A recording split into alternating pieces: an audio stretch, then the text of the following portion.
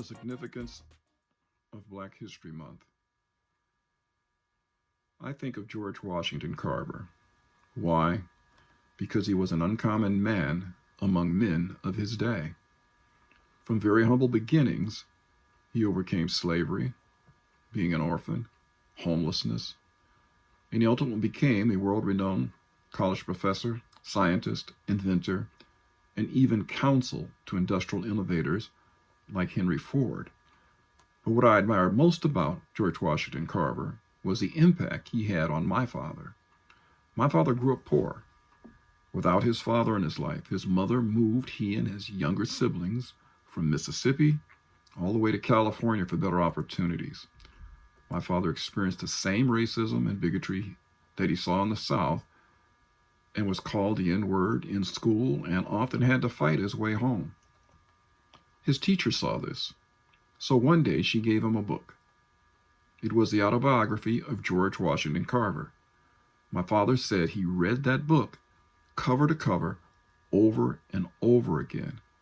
He said that book gave him a sense of who he was and who he could become. From that day forward, he said he walked a little taller and started to win those fights with the kids who called him the N-word. And eventually, they grew to respect him and even invited him to play on their school football team. My father went on to become very successful in life. He attended college, became a military officer and a war veteran.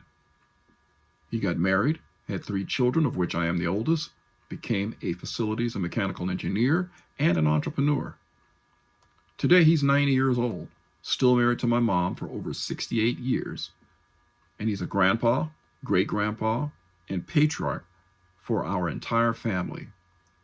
And he is called Pops or Dad by family, friends, and business associates of all ethnicities. I believe George Washington Carver's life set in motion the trajectory for success in my father's life and ultimately my life as well. My father lives by these 3 principles, taught to him by his mother, and emulated by George Washington Carver's life. Number 1, faith in God, because he is the final arbiter in the affairs of man. Number 2, focus on your goals. And number 3, ignore the peripheral noises in life. In other words, anyone and anything that says you can't because they won't let you. P.S. The teacher that gave my dad that book was a white school teacher.